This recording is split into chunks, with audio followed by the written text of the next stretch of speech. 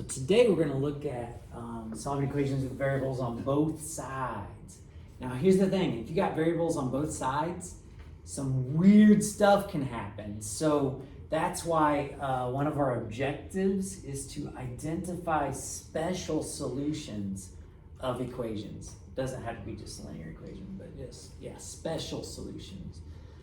Which I noticed in first hour, a few people were working ahead on the notes and they already knew some of these special cases, which I thought was kind of interesting. And then we're going to do a pretty fantastic word problem that you don't really have to stress about, but it'll be kind of fun to solve, I think. On this first example, notice you've got x's in two places, don't you? We had some of that yesterday, but yesterday the x's were on one side of the equation and they were just like terms that you could combine. Are these on the same side of the equal sign? No. So what can you do? We still need to get these x's together. What would you suggest we do? Add 4x to both sides. Yep, that's one way to do it, is you can add 4x to both sides, because then it moves it away from here to the other side, and then you'll have x's. And that's the way I'll go about it. But equally valid is you could, if you wanted to, you could have added a 9x on both sides. And I may do something like that later, but I'm with you, Xavier. You can add 4x, addition property of equality, keeping it balanced. But do you guys see how this is just going to be a 10 now on this side? Are you guys comfortable with that? On the other side, what's negative 9x plus 4x? Negative 5x. Negative 5x. And divide by negative 5, divide by negative 5. And x is equal to? Negative 2. Negative 2. And by the way, you could check those answers, couldn't you? Or that answer. Negative 2 times negative 4 is 8. 8 plus 10 is 18. Negative 2 times negative 9. 18. It works out. Any questions on that first example? You good? The next one, same sort of stuff. Let's, I always get the variables together first, so yeah, we could try moving these around, but let's not do that yet. Let's get the variables together first. Most people would suggest adding 2x. Why?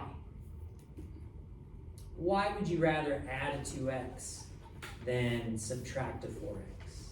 What's the benefit to adding a 2x instead?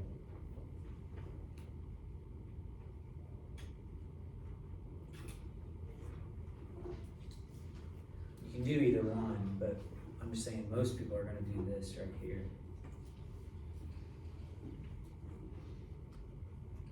Can anybody tell me why that's what most people would do? It'll still be positive. Yeah, it's to keep things nice and positive. Yep. You totally could subtract the 4x, but a lot of people are like, I don't really want to do that, because then I'd have a negative 6x. So they undo the negative one to make it a nice number. And if you do that, you're going to get a negative 5 equals 6x plus 12. And is that something that you can solve now? Inverse operations. Subtract the 12 over.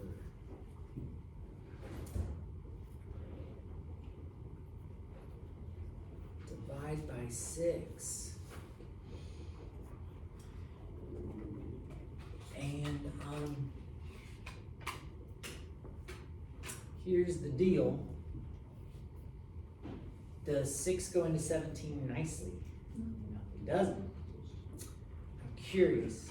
Say, what did your calculator say when you entered in negative 17 divided by 6? So negative 2.8. Negative 2.8, but it kept going, didn't it? Was it like 3, 3, 3, 3, 3 on down? So class, do we want the decimal answer? We don't want the decimal answer. So can I borrow your calculator super quick? So for those of you that have a Texas Instrument, I'm going to show you a pretty cool button. And you guys may already know about this, so I apologize.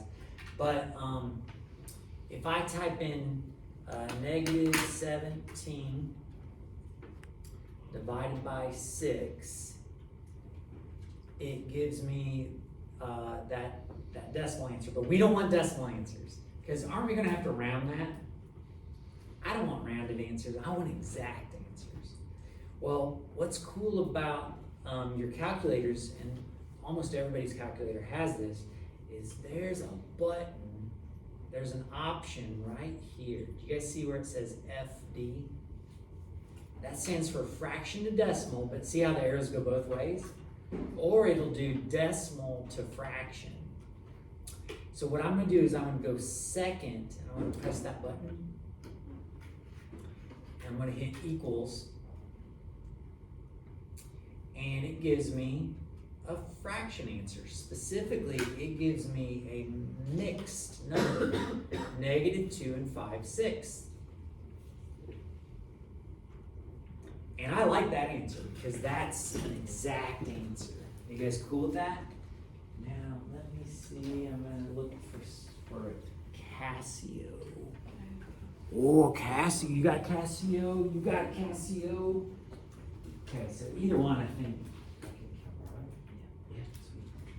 So Casios are nice calculators. They're good calculators. But what's interesting is, I think if I remember correctly, this one's not exactly the one. Oh, actually, this one may do. I'm maybe thinking of a different Casio, but let me try this out.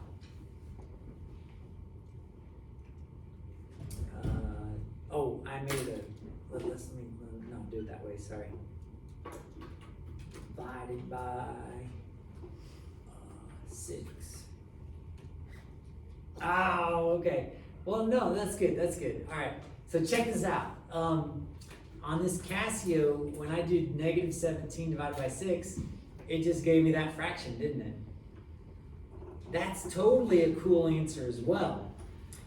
It's just that it is an improper fraction, which I actually like. Improper fractions are cool. I have no issues with improper fractions. It's simplified. I can't reduce this anymore, but it's an improper fraction. Either one of these answers is cool. So which answer is not cool? A decimal. So is everybody's calculator able, or is everybody familiar with their calculator? They can get a fraction answer? Thank you. It actually did what I was thinking. Yeah. Oh, okay. Anybody got questions with their calculator? All right. Let's look at C. What are you guys gonna do first? Distribute. I like it.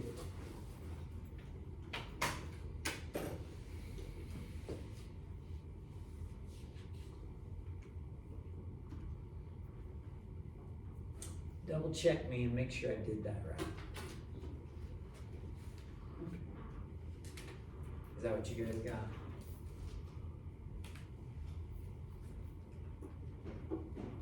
Now what are we gonna do once we distribute? What do we do? Which one do you want to move? It'll keep things nice and positive, won't it? Subtract the 8x. Now I'll give you a heads up. Some people think ahead on this. They're like, if I'm moving the x's over here, aren't you eventually going to want to move this 12 over here? So a lot of people, including myself, will go ahead and add this 12 over and be kind of a step ahead. I'm not going to do that just yet, but I'm just going to point out that you could do that. So what we get is we get x, or 1x minus 12 equals 14. And are we about done? Yeah. Heck yeah. Add the 12 over, x is equal to 26. Well, ladies and gentlemen, will you guys try the next one for a smiley face? Try it for a smiley face.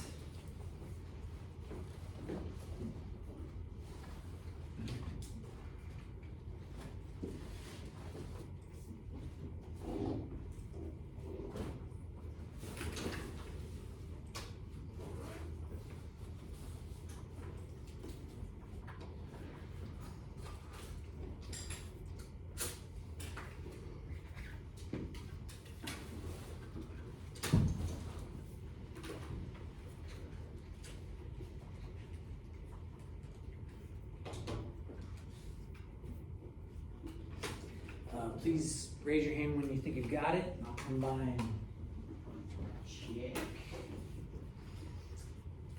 Oh, okay, so. Oh, right on. I'll let you borrow one. But I agree with this. I don't agree with this. Yeah. Are you gonna calculate it? Certainly, yeah.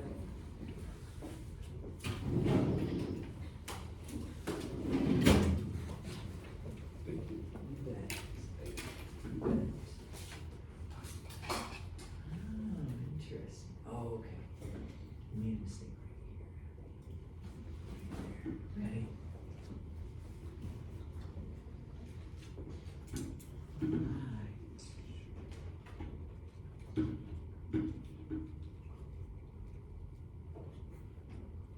Hey, 1 plus 2. Oh, yeah, sorry. You're fine.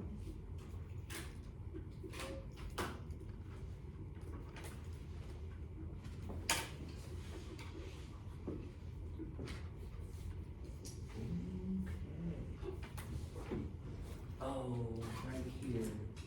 There's a mistake right there. Oh, wait, right.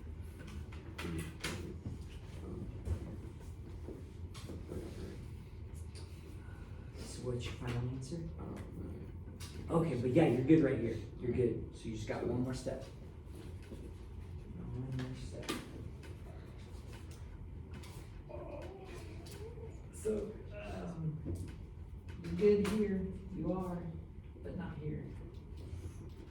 You're trying to get H by itself.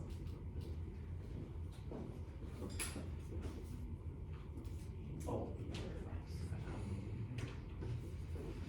What's your shirt? Is that? Why? Oh, when did you go? Or did you go? I didn't. I Oh. got it from a gift from someone.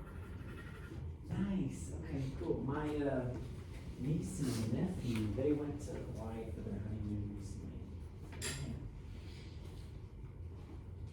Kind of want to go, but god darn, it's a heck of a plane ticket. Nice.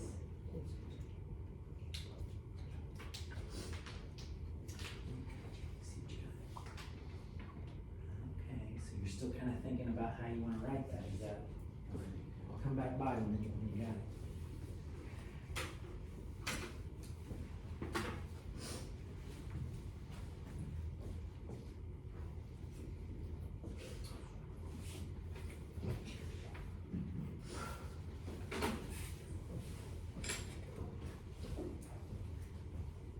Oh, who's tour is it? ZZ Top. Oh, the Antenna World Tour. Wait, when was that? I got this from my uncle. Okay. I think I might have seen them on that tour. Yeah. Maybe. I mean, maybe not. I don't know. But I saw them. Oh, yeah, I saw them in I think it was Downstream Casino in like Oklahoma somewhere. It was a good time. So I agree with you, Hunter, right here, but I don't agree with you there. Okay. So I love it, everybody. Everybody's giving me fraction answers, so that's awesome. You guys are realizing we don't want that decimal answer that your calculator maybe spits out. We don't want that. We want the fraction. So I'm liking that. But I'm noticing a few of us are getting a little confused on the last step. On the last step, we're getting a little confused. Let me check Hunter and then we'll talk about it. There we go. Okay, so let's talk about that last step. Give me a second. I'll catch up to you guys. So we distribute. Most people did that just fine. So 3h minus 2 equals negative 5h plus 1. Now, I think most of you probably added a 5h over. I'm going to be an oddball and I'll subtract a 3h just to show you it doesn't matter. It's okay to get negatives. So I get negative 2 equals negative 8h plus 1. And then for me to get h by itself, I'm going to have to subtract the 1 over. and then divide by a -8. Well, I'm gonna be perfectly honest with you, everybody. Once I get here, I don't grab a calculator because I see that I've got a fraction, don't I? Is that fraction reduced? Could I simplify that down further? Is there a number that goes into 3 and 8? There's not. So guess what my answer is? A negative divided by negative is a positive. But that's all I gotta change.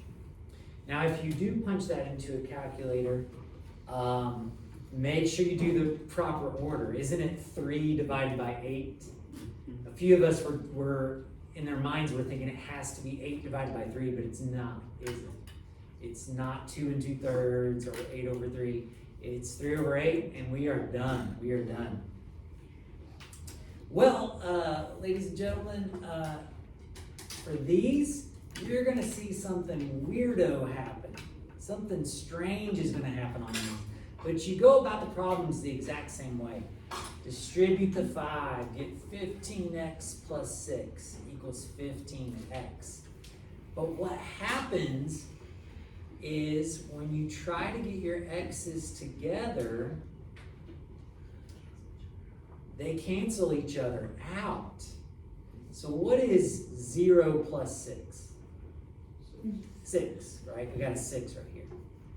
On the other side, we need to talk about this because we haven't talked about this very much, but see how this would be 0? Is there anything else over here? So what do you write? Yeah, you write 0. And that's a pretty common thing to happen, actually. Well, when your variables go away, there's 2 possibilities. There's 2 reasons why that happens. And you can make a decision about what the reasoning is based off of the truth value of your resulting statement. Is this true or is this false? Is 6 equal to 0?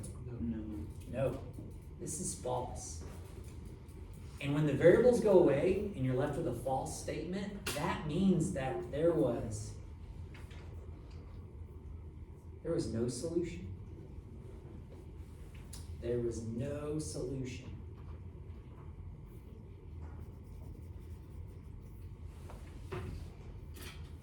For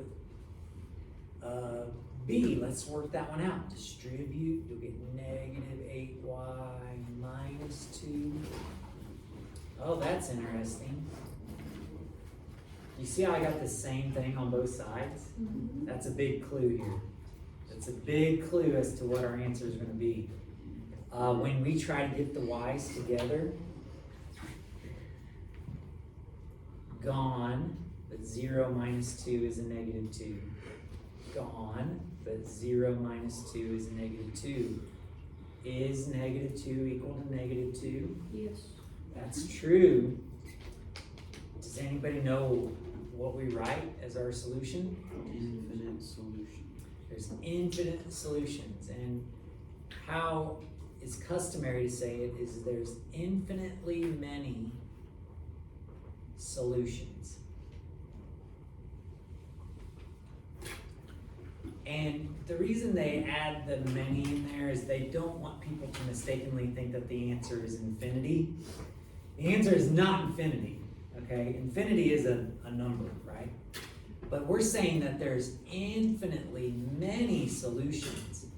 Every number you can think of is going to make this true. It's going to work out. It's totally going to work out. And that makes sense, I think, because if these are exactly the same, does it matter what you put in here? It doesn't matter. It's going to be the same either way.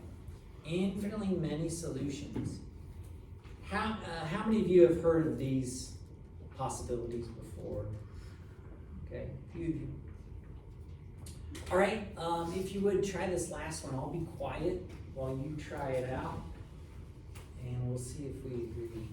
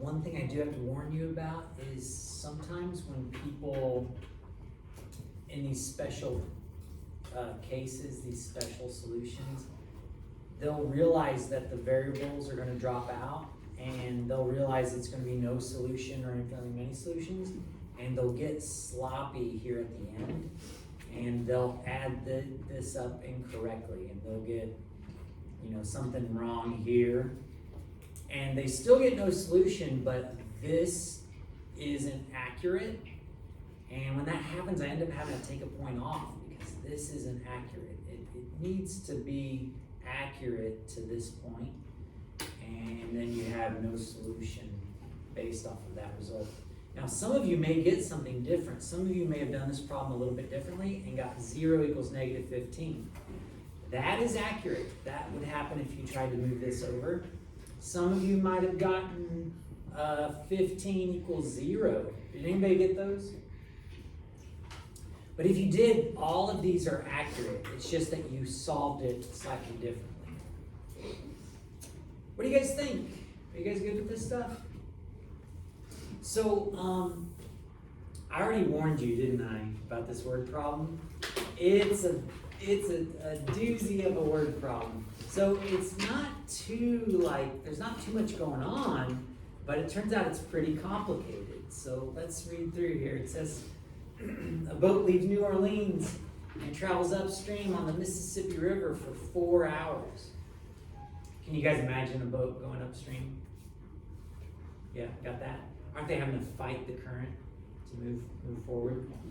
It says the return trip only takes only 2.5 hours. Does that make sense? The return trip when you're heading back would be faster because the water's pushing you? Yeah? Okay. But they give us some specifics here. It says the return trip takes only 2.5 hours because the boat travels 3 miles per hour faster downstream due to the current. So we know that upstream it takes 4 hours, downstream it's 2.8 hours, but we know it's going 3 miles per hour faster downstream. And they have a question for us. How far does the boat travel upstream? Well, in truth, what it travels upstream is going to match the downstream, isn't it?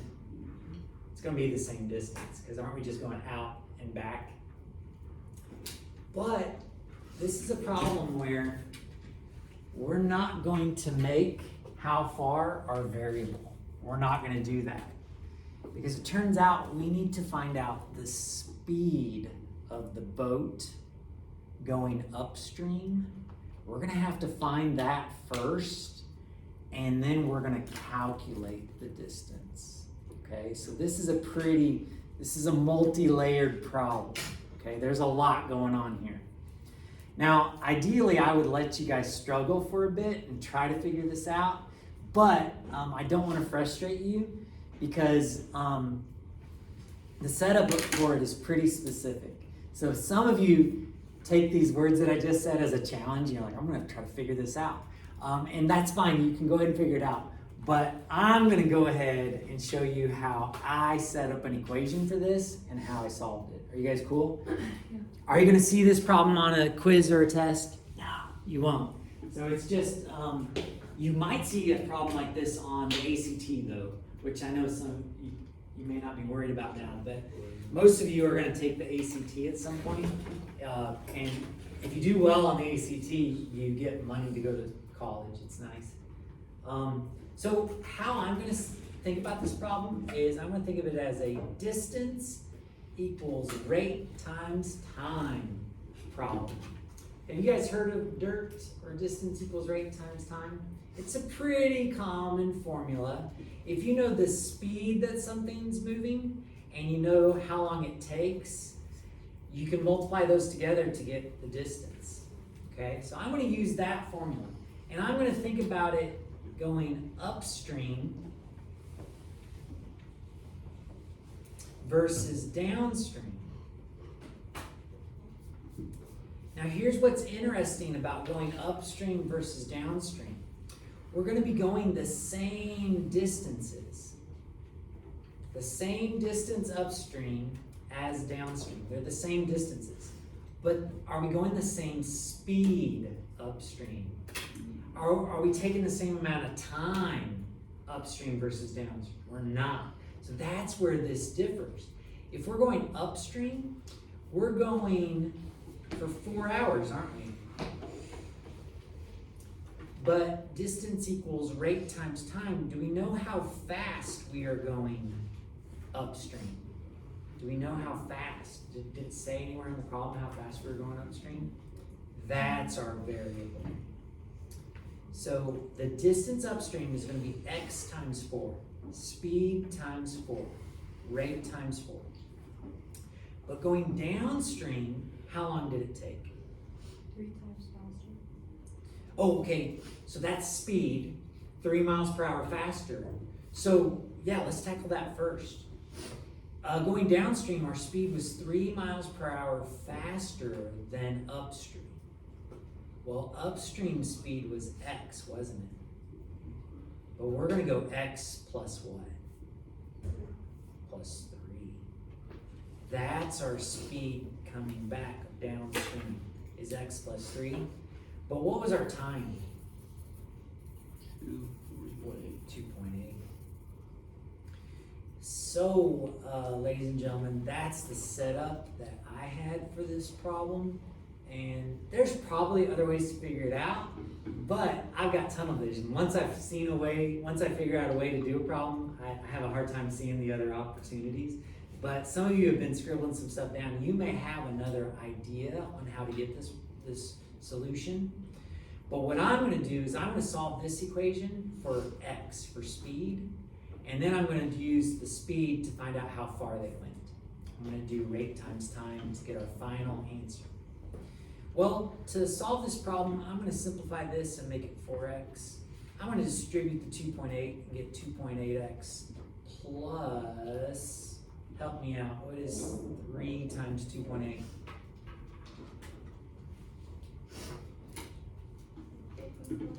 8.4. And is this a problem that you can solve? Get the x's together.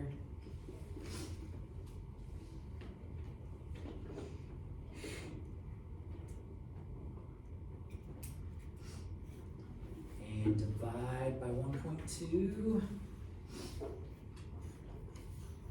And what do you get for x?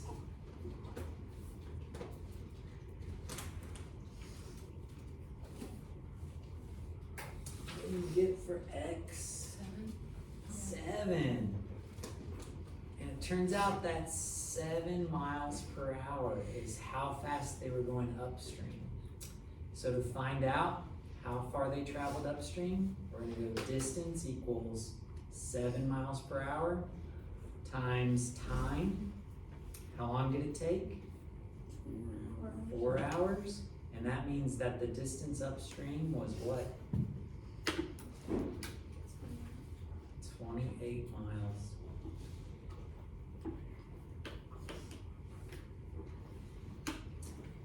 So like I said, this was a doozy of a problem. It was pretty intense.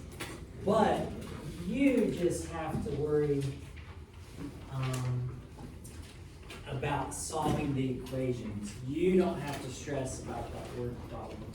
So I've got some practice here for you for solving some equations. There is a word problem, but it's not as bad as that one. I'll tell you that much. And as usual, what are you going to be doing on these? Odds. Yep, do the odds. If you feel like you need more practice, do more, right? Do more. And please practice, because what do we got going on tomorrow? We got a quiz. The quiz is only a front sheet of paper, okay? It's not a long quiz. But